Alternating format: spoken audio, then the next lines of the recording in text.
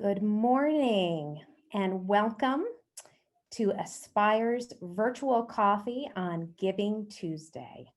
I hope you all are doing well, that you've hit the ground running after a relaxing Thanksgiving holiday weekend. And I thank you so much for making time during this very busy week to join us this morning to learn about the work that Aspire is doing in our community. This morning, we'll learn about some of the challenges that our students are facing as they navigate the world of virtual learning, and we'll consider what we can do as a community to support the Kids in Aspire's program. I've been thinking a lot about our kids, particularly in light of the news article right before Thanksgiving in the Washington Post that reported on Fairfax County's newly released data about students and failure rates. And it looks like those students who were struggling before the pandemic are struggling even more now. They have an 83% increase in their fail rate. And this is just the beginning of the data that is coming out of our school systems. And we'll be seeing more about the long-term impact of this on our kids. I want to go over a couple of housekeeping items. First, we would love to answer your questions. So please submit them in the button on your screen marked Q&A. As this is a webinar, you do not need to mute. You are good to go, but we'll take questions through the Q&A. And if you have anything fun to add, you can put that in the chat, but we ask for the questions in the Q&A. Before I turn the floor over to our Executive Director, Courtney Reeve, I just want to mention a few of our funding partners: the Hattie M. Strong Foundation, AES Corporation, the Arlington Community Foundation, and the Greater Washington Community Foundation, the many generous donors and sponsors of our fall event. And also want to give a shout out to the Tutoring Club of McLean, who have been helping us with some small group and individual tutoring and testing for the students in our program. I think we have a poll question running in the background. I don't know if you guys can see, and I see it now. Let us know where you're joining from today. We know that we have a lot of folks in Arlington that are interested in our work, but recently we've seen some folks even from outside the community who have joined us for our virtual event in October and have stayed interested and engaged. So let us know where you are joining us from today. And maybe some of you are taking the advantage of the opportunity to work remotely. Maybe you live in Arlington and you are somewhere cool like the like the beach or out in the mountains. I keep seeing posts of people doing those sorts of things. And in any event, let's get started with our program. I'll turn the floor over to oh, here we go. I see the results now. 68% of you from Arlington. We've got some from other places in Virginia and Maryland, the district. Sounds good. Well, welcome again, everyone, and let's get rolling. Courtney? Hi, good morning, and thank you, Christy. So it looks like we still have a couple of folks joining us, and some of you may have participated in our previous virtual coffees, and for some of you, this may be the first time that you're joining us. So I'm just going to spend a minute giving you a quick overview of what our response has been to the pandemic since March and how we're serving kids now. And then I also want to share with you a little bit of an opportunity to hear from our program manager, Anna Faulkner, who is going to share a couple of stories and highlights of what's happening now with some of our kids. And then, as Christy mentioned, for those of you who have signed on more recently, we welcome the opportunity to answer any of your questions. And so we'll be taking a little time to do that. So as some of you probably know, Aspire has been around and serving kids in the Arlington community for 25 years. And we serve kids who really primarily don't have the same level of access to different resources and supports in the community. And this puts them at risk of falling into the achievement gap. We focus on serving kids in third, fourth, and fifth grades. And we do that because that's a time when students shift from learning to read to reading to learn. And the research is also really clear on this, that reading proficiency in third, fourth, and fifth grades is a key predictor of high school graduation. And so we know that kids who are reading well in those grades are more likely to graduate from high school. And in fact, we also know that this holds true across lines of poverty. So kids who are living in poverty and reading well in third, fourth, and fifth grades are just as likely to graduate from high school as anyone else. And so Aspire has historically been an after school and summer program and placing an emphasis on reading. Each year, 90% or more of our kids improve their reading instructional levels. But you're here today to hear about how we've shifted, and Aspire is really not just after school and summer programs anymore. We are beyond after school. And that started in March. So you may recall that schools closed in March, and they closed for what we expected to be 2 or 3 weeks. And wow, schools still aren't open here locally in Arlington. So when we closed for 2 or 3 weeks, we knew at Aspire that just those 2 or 3 weeks being closed for the kids we're serving was going to be critical. And so even when we expected for schools to fully reopen later in April or May, we immediately moved our programs online and we created a virtual program.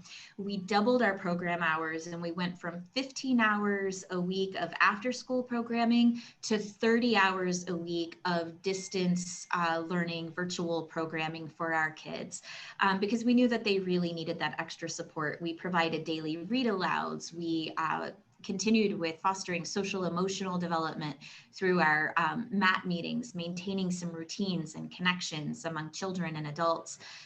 And so that was our immediate response. And little did we know when we shifted to 30 hours a week that we would be doing that in perpetuity, as it seems.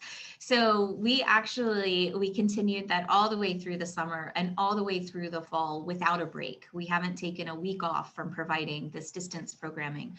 But the summer really gave us an opportunity to provide a hybrid program and to really make sure that we had the experience necessary to be able to serve our kids safely and make sure that our kids and our team members were all safely, that we could do the social distancing in the way it really needed to be done and get the kids the help they needed. And so we had a successful summer camp program serving kids both in person and online.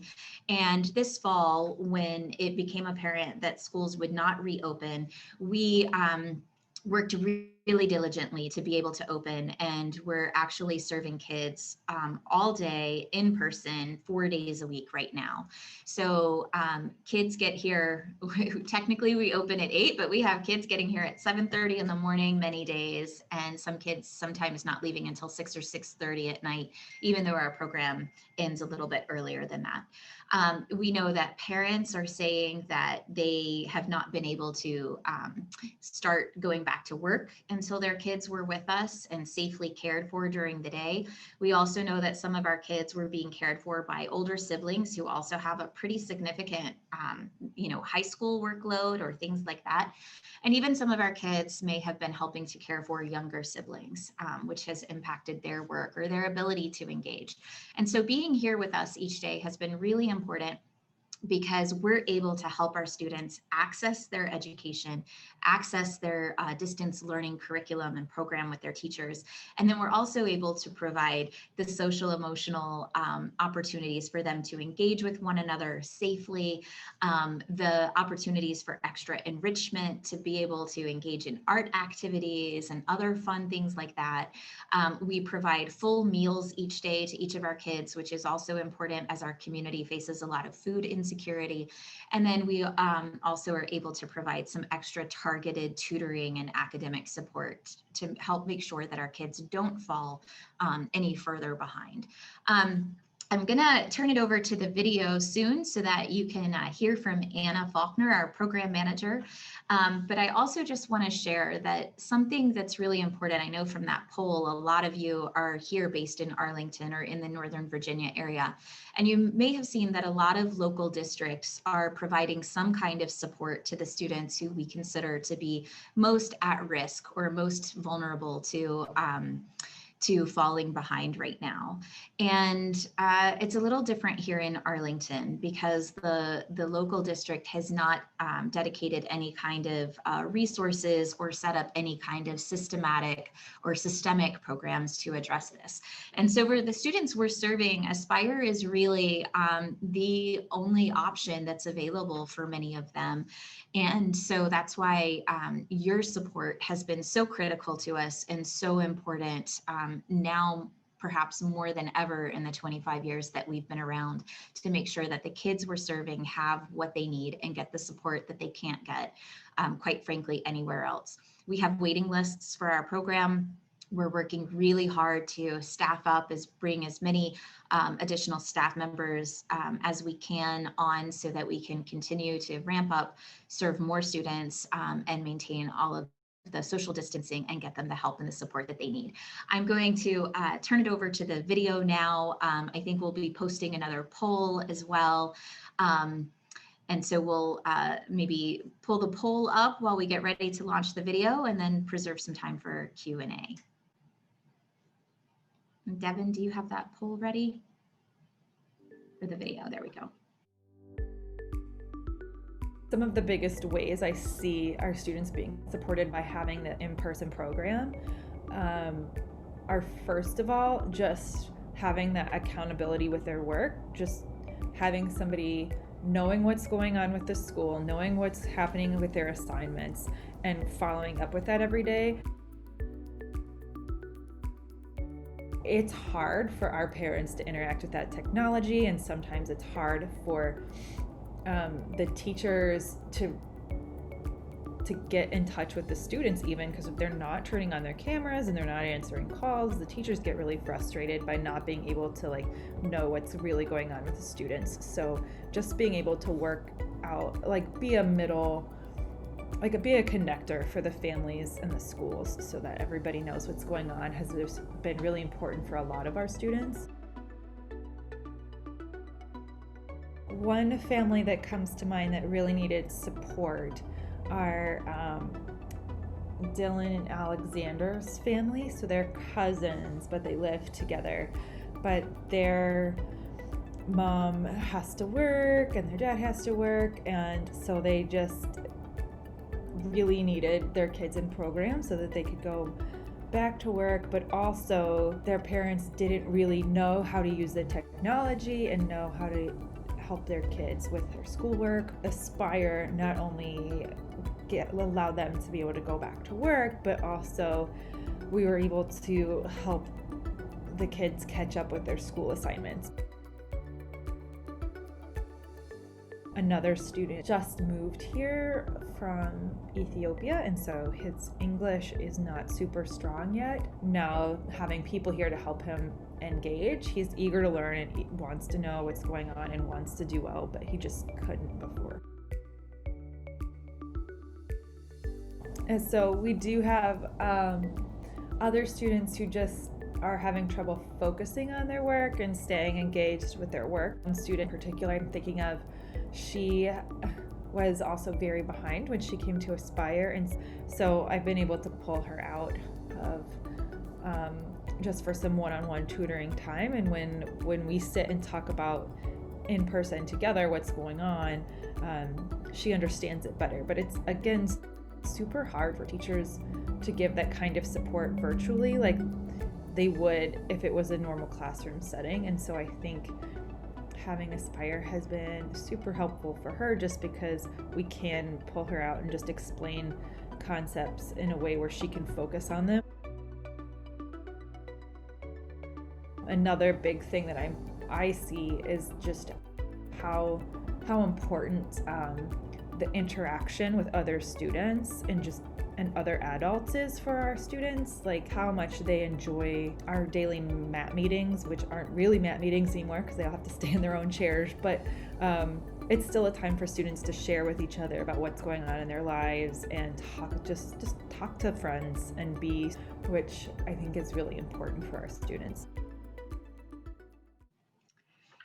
Great. And so as you heard from Anna, the role that Aspire is playing in being able to just help these kids stay focused, stay motivated, being able to access their learning, being able to stay connected with their teachers, getting the help that they need, all of that is so important for these kids and things that they weren't really able to get in their home environments for a lot of different reasons. And so we're really pleased that we're able to provide this service and able to continue serving these kids in such an important way.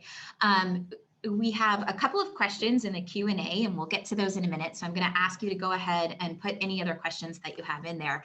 And meanwhile, we're going to get another poll up here for you so that we can just hear what your experiences are and understand a little bit about what your experiences with distance learning.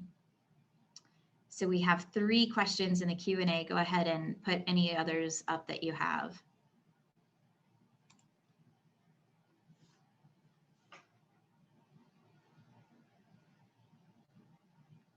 Okay, so let's see, Devin, do we have those poll results yet?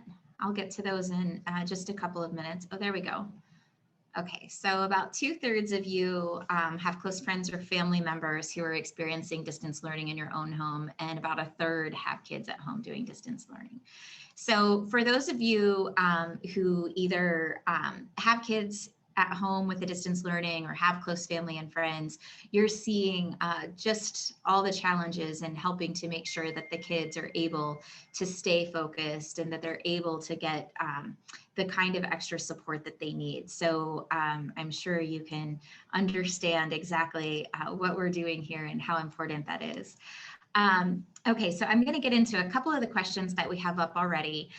There are a couple around volunteering, and the response to volunteering has just been overwhelming. And we so appreciate all of you who have offered to volunteer your time and your support and your services. And we are working really hard to match our volunteers with our students and to coordinate that in a way that makes sense. What we have found since school has started is that it's been a little bit trickier because they really are actually, the kids are online with their virtual distance learning the entire day, basically 8 to 3 roughly. And so there are very few opportunities for them to plug in with individual volunteers during that time. And during any of the downtime, we have found that it's really important to get the kids up and moving around, to get them down to the creek that's outside our building, and to make time for other kinds of enrichment opportunities. By the time 3 o'clock rolls around, we're providing either targeted support to some of our kids, or we know that they need to, move their legs and do some different kinds of things. They're typically pretty fried, spending 8 hours on a screen all day. So we are continuing to match our volunteers to our students, and we're continuing to do our best to reach out to you. I know that many of you haven't heard from us, and I apologize so much for that frustration. We currently don't have a volunteer coordinator. All of our resources are going directly to our kids right now. So please bear with us. Please be patient with us. Again, we appreciate your flexibility. We want to know if you continue to be interested, and as we have different opportunities, we will certainly reach out to you. But again, thank you for your interest in supporting us. There's another question here about the county and the schools not providing systemic programs. So what I mean by that, and let me know if I'm answering the question in the way you're thinking about it, a lot of districts are providing either learning hubs or different community centers or spaces where kids can go and they can be supervised with their distance learning and getting online. And a number of counties have spent significant resources in being able to put this together, funding and otherwise, to be able to make sure that all kids, and in particular the kids who really need that support the most, are able to access what they need to be able to engage successfully with distance learning and be successful learners right now and not fall further behind. What has happened in Arlington is that, a significant amount of funding has gone toward other aspects of the pandemic, also important aspects of the pandemic, eviction prevention, rent assistance, those kinds of things, which affect the kids and families we serve as well. That said, there hasn't been any kind of system-wide plan put in place for how to support learners who really need the extra help, other than from the point of view of the schools in terms of trying to return kids to in-person instruction, either in a hybrid format or in some kind of format down the road. So there really isn't another solution currently that's available to families who can't really afford to set up learning pods or hire nannies or other kinds of support there. So what is happening is that you have a lot of siblings trying to care for each other, or cousins, extended family. You may have multiple kids in a small apartment trying to log on and listen to their classes and engage with it at the same time. It's been a challenge for the children and families we serve. And so what we're hearing from our families is that they really want their kids to be in our program, most of them 4 days a week. And so we're working very hard to be able to serve more kids. Let's see. Okay, so I think those are really the 3 questions that we had today. And I know Anna has stepped away from program 2 to be here to answer any questions as needed. We have just a couple more minutes, and are there any other questions before I turn it over to Christy to wrap up? Okay, well, thanks for joining us today for Giving Tuesday. Christy? Well, if you guys think of anything, don't hesitate to reach out to us at Aspire. We are so grateful to you for your interest in the work that we're doing, your support, as donors and volunteers. And I just want to thank you because the investment that you are making now not only helps in the response to this immediate crisis that these kids are living through with their families, but it also helps to keep our eye on the future. All the work that these kids are doing now is so foundational.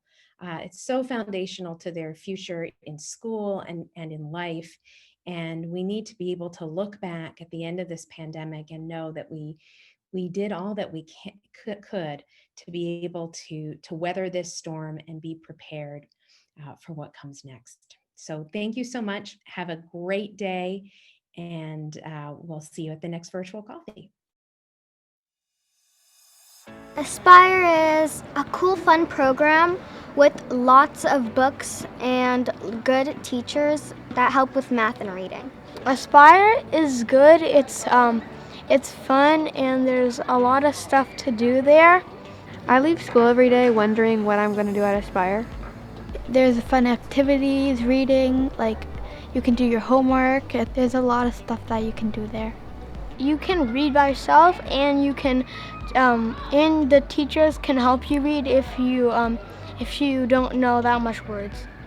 I love Aspire because the big variety of books, like Dork Diaries and all these comic books, chapter books, and I can choose whatever I want. Aspire means to me in my heart is kindness. I'm happy to have them in my life because they're very good at helping people at math and science and other stuff. They help me a lot with my homework, and sometimes when I get stuck, and they are always there to help me. When I was in 3rd to 5th grade, I was in Aspire, and like I would get help from teachers and other buddies, and I really loved it. So then when I got to 6th grade until now in 8th grade, I came back to be a buddy because I wanted to help others just like the teachers helped me. If I didn't have Aspire, things would be really hard and I would have a lot of bad grades. Now with Aspire, I get my work done and I don't need to worry about anything. But everybody in my house, they're just too busy to help me with homework because like my mom has work, my sister has school, she has homework too. And Aspire is just taking care of all of it for me so my mom doesn't have to stress about my homework. When I first went to Aspire, I was like really shy and I was always clung on to my sister because she was there before me. But now my like personality is starting like sprout, and like I feel more comfortable around other people. So that's what like Aspire has changed in me. If I didn't have Aspire, I wouldn't have had like all the opportunities to go on field trips, make new friends, and like try new things. They make me feel happy. I think my future looks good because I have Aspire on my side. Aspire makes me feel happy inside. I can play with my friends, I can do all these other things, and my favorite teachers are there too. I am Aspire. I am Aspire. I am Aspire. I am Aspire. I am Aspire. I am Aspire.